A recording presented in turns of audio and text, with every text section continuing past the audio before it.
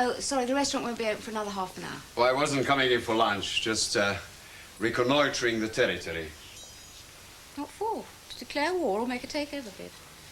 As a matter of fact, I've come about the job of restaurant manager and head waiter. Have you worked here long? Quite a while. How do you find it here? Oh, I like it. They tell me the place is run by 4 partners. What sort of people are they? Oh, well, let's see, this, yes, it's Mr. and Mrs. Hunter. Now, they've been here some time, but you can't fool him. Fair enough. Who else? Well, then there's, Adam Chance, excuse me. And? Oh, good-looking, charming. Oh, yes. And engaged. What interests does he have? I mean, other interests. Boats. What kind? The ones that go in the bath or the Queen Elizabeth II? It's clear you don't know much about boats. The QE2 is a ship. I think you better stay off the subject. Actually, you should get on all right with him. He's all in favour of having a head waiter, like Mr. and Mrs. Hunter. Excuse me. But not the 4th partner. Who's she? She, actually. Mrs. Harvey. She's the one you'll have to watch out for. How old is she? About my age. Quite young. Now, that sort of thing won't wash with her. She's a fully paid-up dragon. Oh, been here since the place started.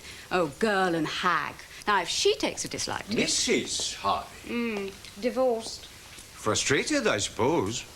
Oh, well, who knows? How'd you find her? I've learned to live with her. Well, Mrs. Harvey or no Mrs. Harvey, I hope I get the job. Apart from anything else, it would be a pleasure, a very great pleasure indeed, working with you. If you get the chance to put in a good word for me with Mrs. Harvey... I won't forget. My name is Paul.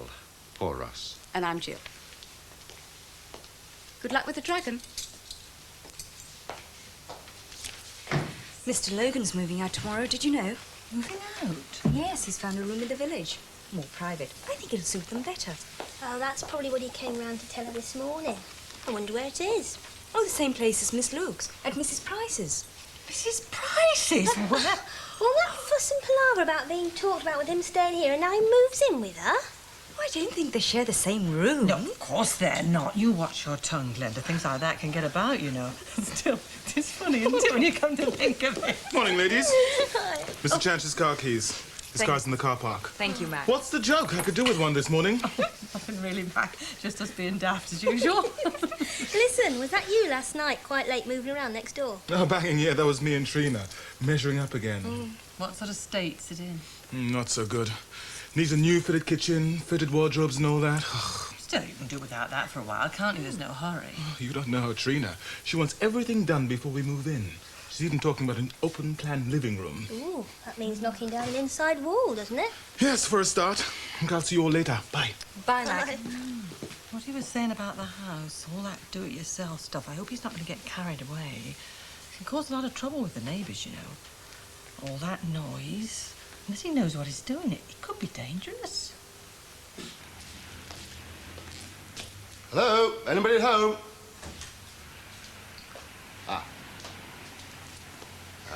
Hello? Sharon about? No. Oh. Know where she is? No. Usual helpful little self, eh? Look, I really don't know. Okay. What about Mac? Where's he? You have to go to the motel. All go, isn't it, eh? You're full-time here now, then? Yeah. You like it? Yeah. No. Well, don't go chatting up the customers too much, eh? Is that supposed to be funny? Obviously not. Right. Look, all that business with Mrs. Hunter and Eddie Lee, it's all wrapped up now. Hey, come on, surely you've seen the light about what happened at the demo. So is there any reason why we shouldn't be friends? I'm choosy. You met Eddie Lee yet, have you? Yeah. Came in here, said hello. I didn't like him. Well, that's something we've got in common. You know, it's funny, I was only just thinking about that on the way over here. I wonder if he realises that if it wasn't for you, he'd still be inside. What? Well, sure, you started it all off, remember? That night in the hospital when you were bawling me out. Murderers walking the streets as free as air. Huh? Well, started the old ball rolling. So he's got you to thank. Not very well, of course. I mean, he doesn't go in for thanks much. No, I believe you. Oh, Mac, do you know where I can find Sharon? No, she's gone out. She didn't say where. Look, you want to have an early lunch break today? Yeah. And tell Nobby I'll hang on until he gets back from the break done, okay? Right. But I don't want to die of starvation either. Huh? Look, the thing is, Sharon's taking the day off. Sharon has? Yeah, well, she wasn't feeling too hot today. Every time the phone rang, she was jumping out of her skin. I said, look, why don't you just have a day off? Well, I'd say she's overreacting a little bit. And I would say you don't know Eddie.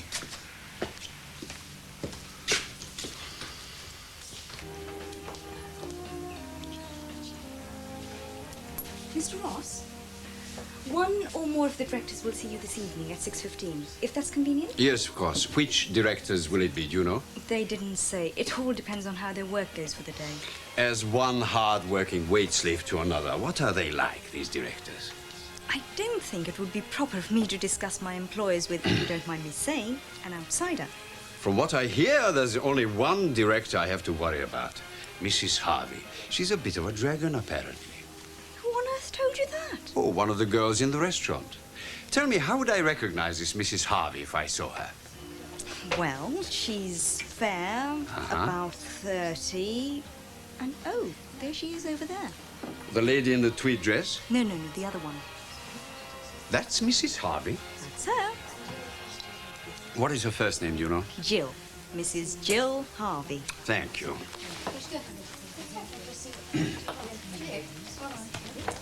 Hello. Oh, hello. You were right, you know, What's that? about that Mrs. Harvey woman. I've been having a few words with the staff here. They all say she's a thoroughly sour... Well, I won't use the expression they did. Who have you been talking to? Oh, waitresses, office staff, a couple of chambermaids, a pretty representative cross-section. Well, I must say, it did surprise me. You're joking. Is it true about her? What? You know, apart from the drinking and lying about her age. Listen, how about a drink together after my interview? Oh, we'll see. Oh, yes, you might need one. Sure, but thanks to you, at least I'll be prepared for the dragon. Ah, I know. If you can tell me that you haven't had at least one shock from Mrs. Harvey, then, drinks are on me. It's a deal, and the drinks will be on me, Mrs. Harvey.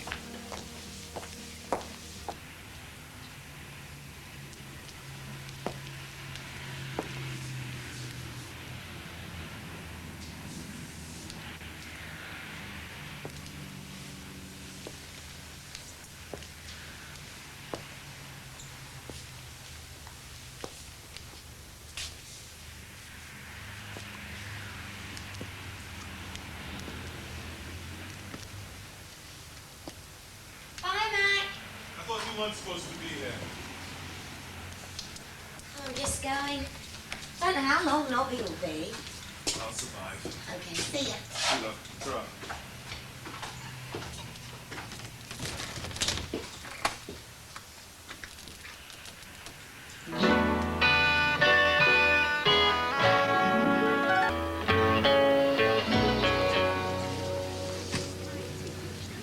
Message for you, Mr. Smith.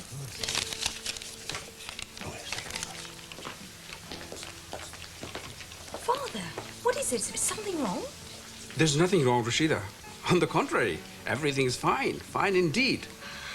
I have had a stroke of good fortune. Oh, really? What is it? Well, it was quite unexpected.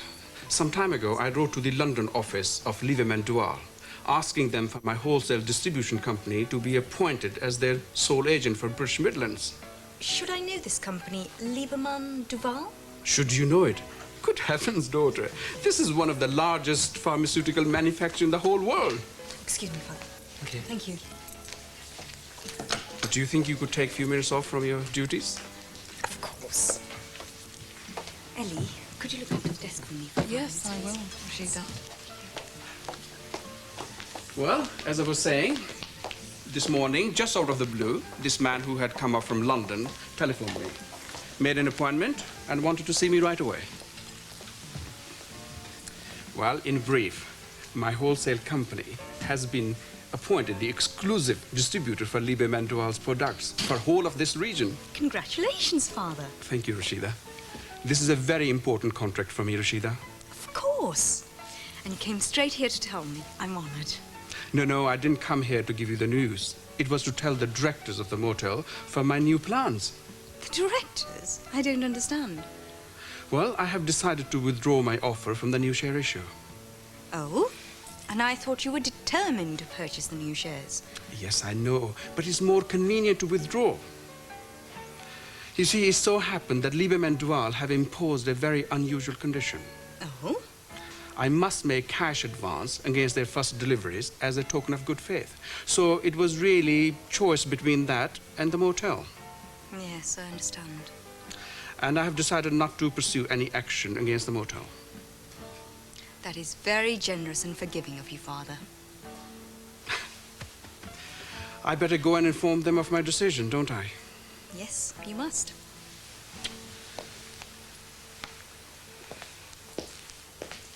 No, look, this is the second time this week that your sets have broken down. Yes. Right, so this afternoon, please.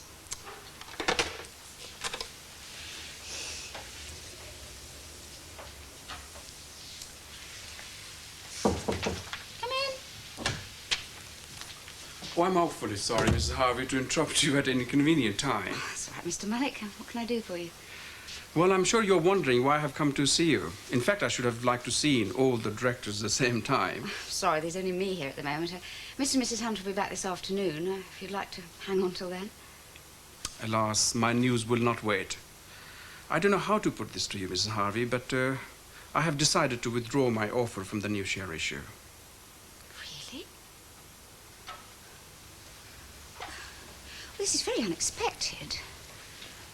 I mean, what made you change your mind? Well, I could no longer seriously consider being at loggerheads with my daughter's generous employers. Oh, kind of you to say so. So, when this offer was made to me by a London company, I really could not resist.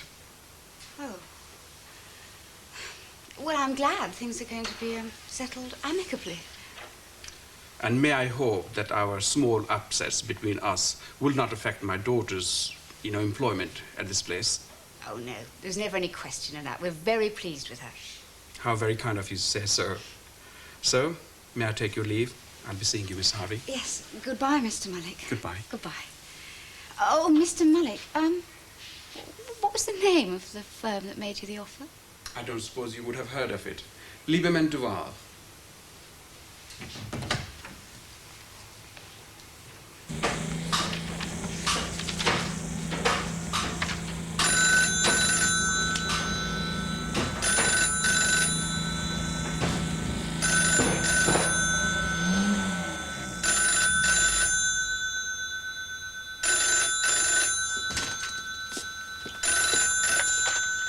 Crossroads Guide?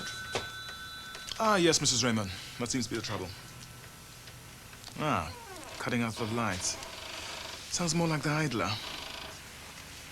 Not a lot, no. You bring me, we'll have a look at it. No, it will be a pleasure.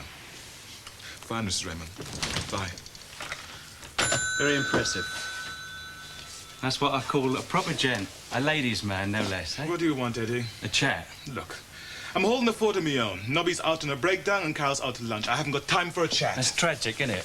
What you gone done with Sharon? What? Sharon, remember? Brunette, works here, sits at that desk. She's gone out.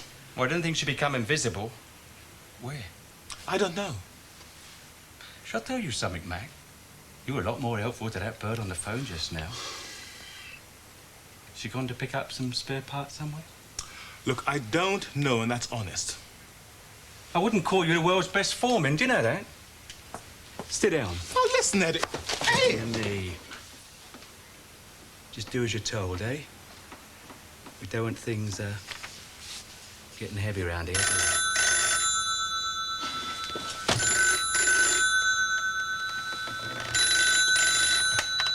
we? Wrong number.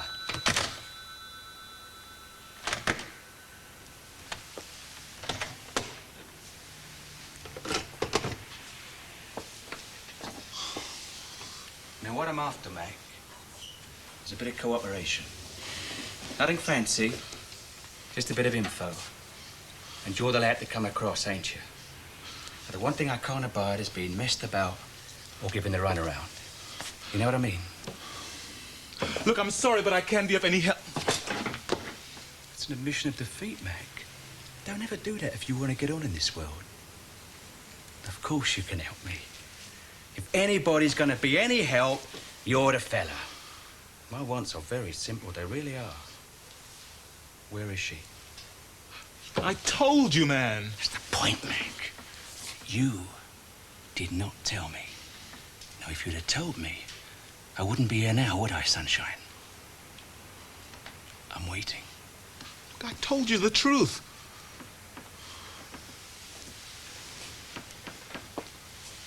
I take it you've heard of our friend Reginald Lamont, Esquire.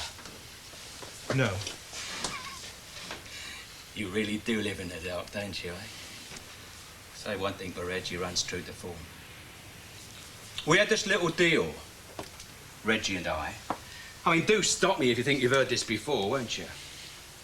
Just as I'm about to get my hands on the money, or so I thought, Reggie pulls the first one. That come as news to you, does it? Now, Reggie's smart. Oh, yeah. No one's denying that. But there is no way he could have swung that without a little whisper. And I've been wondering to myself who it might have been who might have done that small thing. Guess who I came up with? I don't know. You. Hey. It all fits, Mac. I saw what a charmer you were on the phone just now, a real charmer. I couldn't... Spill it, Mac, or I'll put you against that wall. Okay, you tried, Eddie. You tried? You tried. Now, that is interesting. That is the first interesting thing you've said. Now, he tried what? Look, in the beginning when he bought this place, he tried to get me involved. What are you talking about? Look, when he bought this place in the first, he tried to get me involved, but I wouldn't have any of it. Hang about. He bought what? This place, this garage. He owns this place? Yeah, he bought it from Adam Chance. Well.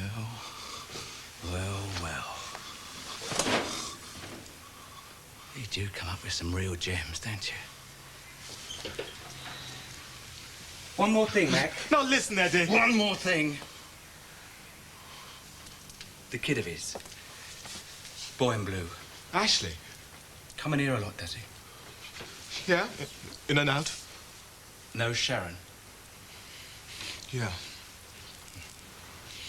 Reggie buys a garage. Sharon manages it. And Boy in blue wanders in and out. I think you've cracked it for me, sunshine. Where are you going, Eddie? Find a certain lady.